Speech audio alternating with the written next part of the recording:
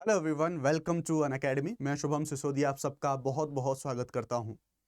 जब हम यूपीएससी की जर्नी में जाते हैं तो डेफिनेटली एक लंबी ये मैराथन है। ये नहीं है कि बस आप दौड़े भागे और अचानक से कुछ हुआ और आप सक्सेस हो जाएंगे। ये एक लंबी जर्नी है और ये सच किसी से भी छुपा नहीं है। हम सब लोग जानते हैं कि इतनी सारा जो कंपटीशन है वो इस एग्जाम के अंदर है। सब लोगों को इसमें सफलता नहीं मिल सकती। कंपटीशन बहुत टफ होता है, ये इसमें कोई किसी भी प्रकार की दो राय नहीं है। अब इसी चीज को देखते हुए एक बहुत ज्यादा एक डिबेट चलती है कि क्या यूपीएससी की तैयारी करने वाले जो एस्पिरेंट्स हैं उनको बैकअप प्लान या फिर प्लान बी के बारे में क्या कभी सोचना चाहिए कि नहीं। चलो, मैं तो अपना मत बताऊंगा इस बारे में, लेकिन मैं आपसे भी जानना चाहता हूं कमेंट सेक्शन में कि अगर आप एक यूपीएससी सीएससी एस्पिरेंट हैं तो क्या आपके पास कोई बैकअप प्लान है, या फिर ये बैकअप प्लान होना भी चाहिए या फिर नहीं होना चाहिए।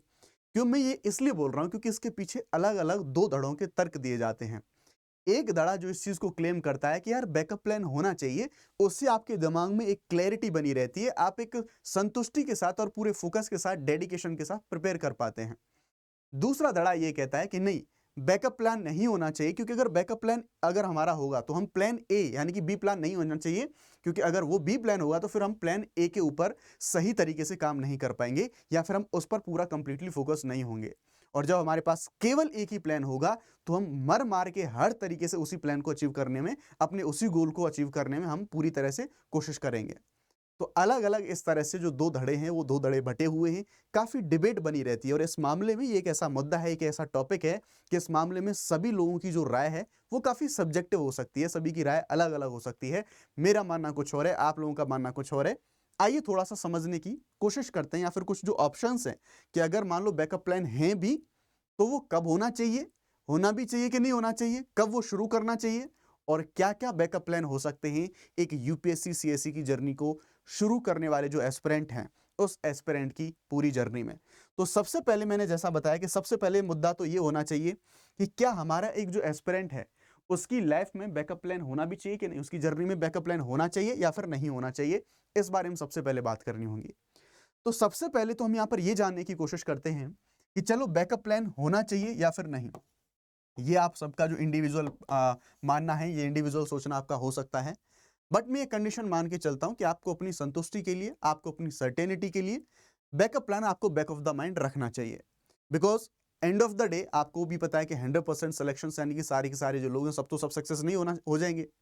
तो एक दिन ऐसा ना हो अल्टीमेटली आके जब आपका मान लो 2 अटेम्प्ट 4 अटेम्प्ट आपके अटेम्प्ट खत्म हुए तो फिर आप ये कहें कि अब तो क्या, अब तो मेरे पास कुछ है ही नहीं। क्योंकि जब आप बैकअप प्लान को साथ में लेके चलते हैं तो यूपीएससी की जर्नी आपको इतना कुछ सिखा देती है कि अगर आप इस जर्नी में कुछ नहीं कर पाए, इसमें नहीं कर पाए, तो बाकी क्षेत्रों में आप मचा दोगे जो आप प्लान बी जो है सोच के लेके बैठे हुए हो। इतना कुछ आपको ये जर्नी सिखा देगी। तो मैं ये मान के चलता हूं कि ठीक है, हमारे पास कुछ बैकअप प्लान्स होने चाहिए, लेकिन समझने और सोचने वाली बात यह है कि कब और कैसे और क्या। तो हम इन सभी मुद्दों पर बात करेंगे कि कब से शुरू होंगे ये, क्या होंगे ये, ठीक है। और क्योंकि तो हमने बात कर ली कि होने भी चाहिए क्या फिर नहीं होने चाहिए, तो हमने इनके बारे में बात कर ली, कब क्या और कैसे इनको हम एग्जीक्यूट कर सकते हैं। तो सबसे पहले तो मैं यहां पर बात करूंगा कब के बारे में, यानी कि सही समय के बारे में कि आपके पास, चलो ये तो मैंने कह दिया कि बैकअप प्लान होना चाहिए, इसका सही समय क्या है और सही समय के बारे में बात करें। तो दरअसल एक यहां पर मैं कहूंगा कि एक स्वीट स्पॉट होना चाहिए आपका समय का। सही समय पर चीजों को समझना और निर्णय लेना ज्यादा जरूरी है। क्योंकि अगर मैं आपको एग्जांपल दूं तो आप ध्यान रखिएगा कि अगर अमेजन और फ्लिपकार्ट स्टार्टिंग में ई कॉमर्स मार्केट में पहले आए तो आज वो मचा रहे हैं अपने सेक्टर में। इसी प्रकार से फूड डिलीवरी के बारे में बात करें, अमेजन जोमेटो आज मचा रहे हैं। इसी तरह से डेली बेसिस पर आपका जो ग्रोसरीज वगैरह मंगाते हैं आप, इंस्टामार्ट रहा, इन सभी से वो मचा रहे हैं। लेकिन अगर कोई अभी नए समय पर कोई कॉम्पिटिटर आएगा तो वो इतना स्टेब्लिश नहीं हो पाएगा। इसलिए ज्यादा जरूरी है सही समय पर सही निर्णय लेना। तो उन निर्णयों के बारे में हम यहाँ पर बात कर रहे होंगे। सबसे पहले मैं आपको यह बताना चाहूंगा कब के बारे में कि कब आपको अपने बैकअप प्लान के बारे में डिस्कस करना चाहिए या फिर आपको उसको इंप्लीमेंट करने की बारी है, वो सारी चीजें दिखानी चाहिए। तो मैं आपको सबसे पहले बताना चाहता हूं कि जब बात कब की आएगी कि आपको कब इसको इंप्लीमेंट करना है, और अगर आप यूपीएससी की तैयारी कर रहे हैं या फिर स्टार्ट करना चाहते हैं यूपीएससी की तैयारी के लिए, तो एक चीज को समझने की कोशिश करो। अगर आपने यूपीएससी की तैयारी को करना शुरू करा है तो आप अपने बैक ऑफ द माइंड में जरूर सोच के रखिए कि अच्छा ये नहीं हुआ तो मैं ये कर सकता हूं। लेकिन शुरुआत में आप प्लीज बिल्कुल भी अपने बैकअप प्लान पर या फिर प्लान बी पर आप बिल्कुल फोकस ना करें, शुरुआत में बिल्कुल भी नहीं। स्पेशली जो लोग बिगिनर्स हैं, जो अभी ग्रेजुएशन में हैं, वो ग्रेजुएशन के बाद कम से कम 2 वर्ष तो इस एग्जाम को 2 से 3 वर्ष तो इस एग्जाम की जर्नी को डेडिकेटेडली दें। 2 से 3 साल अपना यानी कि मान लीजिए आपकी क्योंकि ग्रेजुएशन में भी आपको पढ़ना ही होता है ना अल्टीमेटली, तो ग्रेजुएशन के बाद 2 से 3 वर्ष तो आप डेडिकेटेडली बिना कुछ सोचे, बिना किसी प्लान बी के बारे में बात किए, पूरे जी और जान से इस एग्जामिनेशन को दें। ये डेडिकेशन दें। इतनी बड़ी पोस्ट है, इतना बड़ा एक हम कहेंगे एक इतनी बड़ी एक जिम्मेवारी आपको मिलती है, तो डेफिनेटली इतना तो डिजर्व करती है। ठीक है, तो आप इतना समय तो दे सकते हैं, 2 से 3 वर्ष आप दे सकते हैं बैकअप प्लान के बिना सोचे, कंप्लीटली डेडिकेटेडली आप यूपीएससी सीएससी की प्रिपरेशन के लिए आप पूरी तरह से यहाँ अपना बेस्ट दें, 100% दें, और होपफुली इवन आई विश कि आप इसमें सक्सेस हो जाएं। तो इससे अच्छा तो कुछ हो ही नहीं सकता। आईएसपीस ऑन द केक, ये कंडीशन हो गई यहाँ पर। अब जब आपके मान लो 2 अटेम्प्ट निकल गए, 3 अटेम्प्ट निकल गए, 4 अटेम्प्ट निकल गए, 2 से 3 साल से अगर आप आगे फिर बढ़ रहे हैं, फिर या फिर ऐसे लोग जो 3 साल से ज्यादा आगे बढ़ चुके हैं, उनको बैकअप प्लान के बारे में थोड़ा सा फिर कंसीडर करना चाहिए। अब वो कंसीडरेशन क्या होनी चाहिए, उनके बारे में सबसे पहले बात करते हैं। बैकअप प्लान यानी कि प्लान बी के बारे में कि उनके प्लान बी क्या क्या हो सकते हैं। तो सबसे पहले तो उनको अगर मान लो ऐसे 2 से 3 लोग हैं, उनको क्या करना चाहिए, कैसी कैसी कंडीशन होनी चाहिए। अब मान लो कुछ लोग इतने डेस्परेट होते हैं कि उन्हें तो बस यही सर्विस चाहिए, लेकिन उनके सामने अब क्योंकि ज्यादातर लोग ऐसे तो नहीं, इतने प्रिविलेज तो नहीं कि उनको कुछ ना कुछ ऐसा फैमिली सपोर्ट या फिर ऐसी चीजें मिलती रहें, तो ज्यादातर जो लोग ऐसे हैं उनके सामने एक ये ऑप्शन है कि उनको यूपीएससी इंडस्ट्री में या फिर अलग अलग इंडस्ट्रीज में उनके सामने बहुत सारे फ्रीलांसिंग के ऑप्शंस रहते हैं। वो फ्रीलांसिंग में कुछ अपने हिसाब से 2 घंटे 4 घंटे जितना भी उनके पास समय है वो समय निकाल के कुछ काम करें, और अपना फ्रीलांसिंग के माध्यम से अपना जो पॉकेट मनी है वो पॉकेट मनी आप अरेंजमेंट कर सकते हैं, और फिर उसके हिसाब से आप अपनी जो स्टडी है, आप अपनी जो प्रिपरेशन है, अगर आप इस चीज़ पर कॉन्फिडेंस है कि इस बार नहीं नेक्स्ट अटेम्प्ट मेरा हो जाएगा, तो आप पहला जो रास्ता है ये अपना सकते हैं। दूसरा रास्ता यहाँ पर मैं बात करूंगा एकेडमिक के बारे में।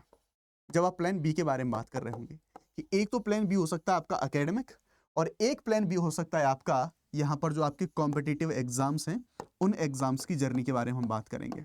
यानी कि जो अदर एग्जाम्स हैं, जिन अदर एग्जाम को आपको कंसीडर करना चाहिए, उनके बारे में आपको बात कर रहा हूँ। तो एकेडमिक में आप सबसे पहले क्या कर सकते हैं कि जस्ट फॉर एग्जाम्पल आप ग्रेजुएशन के बाद प्रिपरेशन में लग गए थे, अब आप यहाँ पर कंसीडर कर सकते हैं अपनी पोस्ट ग्रेजुएशन को। कि आप पहले पोस्ट ग्रेजुएशन को यहाँ पर कंसीडर करिए कि हो सकता है उसके साथ चीज़ें और ज़्यादा बेहतर हो, आप पोस्ट ग्रेजुएशन को कंटिन्यू कर सकते हैं। उसके बाद आगे और एकेडमिक में हम जाएंगे तो आपको ऐसे बहुत सारे एकेडमिक के लिए आपको ऐसे बहुत सारे एक्सपीरियंसेस या फिर बहुत सारे आपको अपॉर्चुनिटीज ऐसी मिल सकती हैं। जैसे आप मान लो गवर्नमेंट टीचिंग जो एग्जाम्स हैं उनके लिए आप अप्लाई कर सकते हैं, जो टेट और सी टेट के थ्रू होते हैं, उन एग्जाम्स के बारे में आपको पता होगा, तो आप उनको भी एक बार को यहाँ एक्सप्लोर कर सकते हैं। अगर टीचिंग में ही या फिर जो एक प्रोफेसर का एक जो हमारा पूरा करियर होता है उसमें आप और आगे या फिर और अच्छा अगर आप करना चाहते हैं, तो फिर आप जो अगर आपका मास्टर्स पूरा कंप्लीट हो गया है तो फिर आप यूजीसी नेट जैसे जो एग्जाम हैं उन एग्जाम को दे सकते हैं। नेट जेआरएफ जैसे जो एग्जाम हैं उन एग्जाम की ओर आप मूव कर सकते हैं।